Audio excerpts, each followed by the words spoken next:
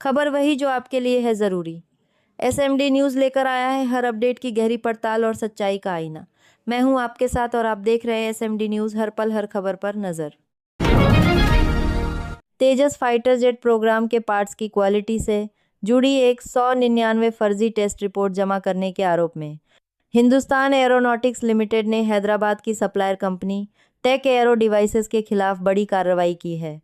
Routine checking के दौरान पकड़ में आई इस धोखाधड़ी के बाद हाल ने कंपनी के खिलाफ फर्द दर्ज कराकर उसे 3 साल के लिए ब्लैकलिस्ट कर दिया है। राहत की बात यह रही कि हाल की सतर्कता के कारण समय रहते यह फर्जीवाड़ा पकड़ा गया और कंपनी को कोई भुगतान नहीं हुआ। प्रधानमंत्री नरेंद्र मोदी 13 से 18 जून तक फ्रांस के दौरे पर रहेंगे। 1998 में पोखरण परीक्षण के बाद प्रतिबंधों के बीच फ्रांस भारत के साथ मजबूती से खड़ा रहा था। यह देश एनएससी में भारत का बड़ा समर्थक है। राफेल डील से मजबूत हुए ये रिश्ते अब अंतरिक्ष, परमाणु ऊर्जा, आई और डिजिटल क्षेत्र तक फैल चुके हैं। रूस से तेल खरीदने पर घिरने पर विदेश मंत्री एस जयशंकर ने फिनलैंड के कुलतारंता टॉक्स में यूरोपीय देशों को आड़े हाथों लिया। उन्होंने साफ कहा कि यूरोप उन देशों को हथियार बेचता है जो भारत पर हमले करते हैं, जबकि भारतीय हथियारों ने कभी यूरोप को खतरे में नहीं डाला। जयशंकर ने अमेरिका पर भी तंज कसते हुए कहा कि खुद अमेरिका ने वैश्विक बाजार में तेल की कीमतें काबू में रखने के लिए भारत को रूसी तेल खरीदने के लिए प्रोत्साहित किया था। इसलिए यह सब सिर्फ हितों का खेल है, कोई नैतिकता नहीं। ओमान तट के पास भारतीय क्रू वाले 3 कमर्शियल जहाज़ों पर अमेरिकी नौसेना के हमलों और 3 भारतीयों की मौत पर भारत ने अमेरिका के सामने कड़ा राजनयिक विरोध दर्ज कराया है।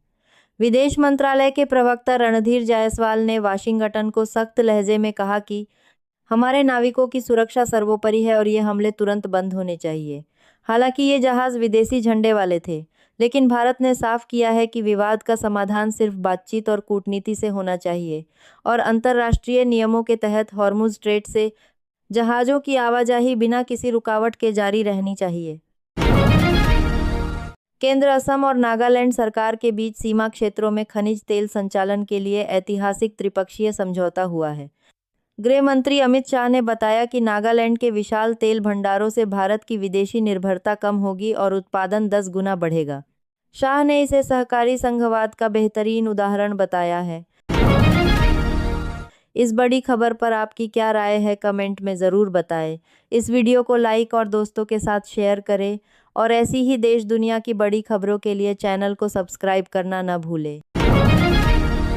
कांग्रेस की अहम बैठक में महासचिव प्रियंका गांधी वाड्रा ने कमजोर संगठनात्मक स्थिति पर सवाल उठाए।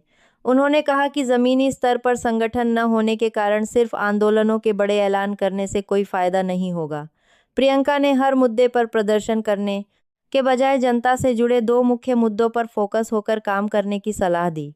मल्लिकार्जुन खड़गे और राहुल गांधी की मौजूदगी में हुई इस बैठक में नीट परीक्षा विवाद, पेपर लीक और बेरोजगारी जैसे गंभीर राजनीतिक घटनाक्रमों पर भी चर्चा की गई।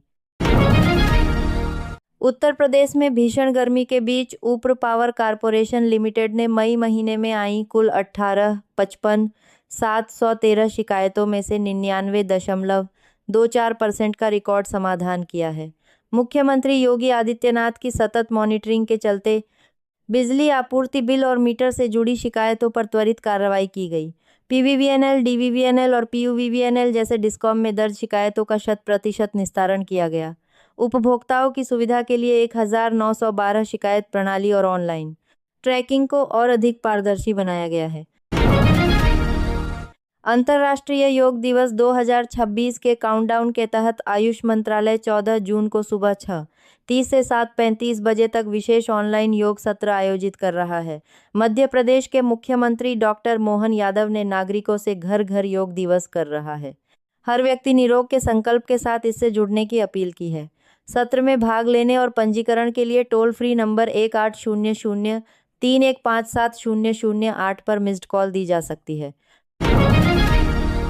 ईरान अमेरिका तनाव के बीच तेल की जमाखोरी और दुरुपयोग रोकने के लिए सरकार ने प्रीमियम डीजल की खुदरा बिक्री पर 200 लीटर की सीमा लगा दी है।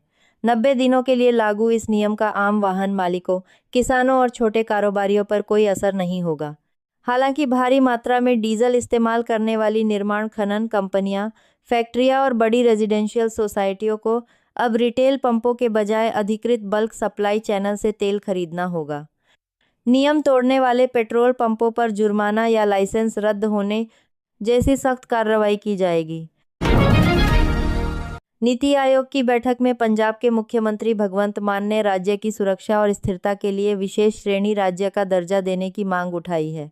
उन्होंने अंतर्राष्ट्रीय सीमा पर ड्रोन और तस्करी की चुनौतियों का हवाला देते हुए केंद्र करोड़िया काम प्रायोजित योजनाओं में 90-10 का अनुपात लागू करने की अपील की। इसके साथ ही उन्होंने मोहाली को देश का अग्रणी सेमीकंडक्टर हब बनाने का महत्वपूर्ण प्रस्ताव भी केंद्र सरकार के समक्ष रखा। खाड़ी क्षेत्र में अमेरिकी नौसेना द्वारा भारतीय क्रू वाले 3 कमर्शियल जहाज़ों पर किए गए हमलों और 3 भारतीयों की मौत को लेकर विपक्ष के नेता राहुल गांधी ने सरकार पर तीखा हमला बोला है। उन्होंने प्रधानमंत्री मोदी की चुप्पी पर सवाल उठाते हुए कहा कि जब कोई विदेशी ताकत भारतीयों की हत्या करे तो देश के प्रधानमंत्री को बोलना पड़ता है, लेकिन उनमें सच बोलने की हिम्मत नहीं है। कांग्रेस नेता पवन खेड़ा ने भी इस सैन्य कार्रवाई की कड़े शब्दों में निंदा करते हुए पीड़ितों के लिए मुआवजे और जवाबदेही तय करने के लिए सख्त राजनयिक कदम उठाने की मांग की है। इस बड़ी और गंभीर खबर पर आपकी क्या राय है, हमें कमेंट बॉक्स में ज़रूर बताएं। इस वीडियो को ज़्यादा से ज़्यादा लाइक और शेयर करें और ऐसी ही सटीक खबरों के लिए हमारे चैनल को सब्सक्राइब करना बिल्कुल न भूलें। पश्चिम बंगाल विधानसभा चुनाव में हार के बाद पूर्व मुख्यमंत्री ममता बनर्जी की मुश्किलें बढ़ गई है। भड़काऊ बयान देने के आरोप में कोलकाता के हेयर स्ट्रीट थाने में उनके खिलाफ एफआईआर दर्ज की गई है। एक बिजनेसमैन की शिकायत पर दर्ज इस मामले में पुलिस ने बीएनएस की 3 गंभीर धाराओं के तहत जांच शुरू कर दी है। इससे पहले सिलीगुड़ी में भी उनके खिलाफ शिकायत दर्ज हुई थी। वहीं दूसरी ओर पार्टी के भीतर विधायकों और सांसदों की बगावत ने तृणमूल कांग्रेस सुप्रीमो की चिंताएं और बढ़ा दी है। समाजवादी पार्टी के प्रमुख अखिलेश यादव ने केंद्र और राज्य सरकार पर तीखा हमला बोलते हुए कहा है कि गलत नीतियों के कारण किसान और आम जनता महंगाई से परेशान है। उन्होंने भारत की विदेश नीति पर सवाल उठाते हुए कहा कि अगर प्रधानमंत्री युद्ध रुकवा देते कि तो विश्व गुरु कहलाते, लेकिन आज हमारी अर्थव्यवस्था संकट में है। अखिलेश ने बीजेपी पर पीडीए का हक छीनने का आरोप लगाया और कार्यकर्ताओं से वोटर लिस्ट दुरुस्त कर एकजुटता के साथ चुनाव की तैयारी करने की अपील की। इस बड़ी खबर पर आपकी क्या राय है, कमेंट में ज़रूर बताएं। इस वीडियो को लाइक और दोस्तों के साथ शेयर करें और ऐसी ही देश दुनिया की बड़ी खबरों के लिए चैनल को सब्सक्राइब करना न भूलें।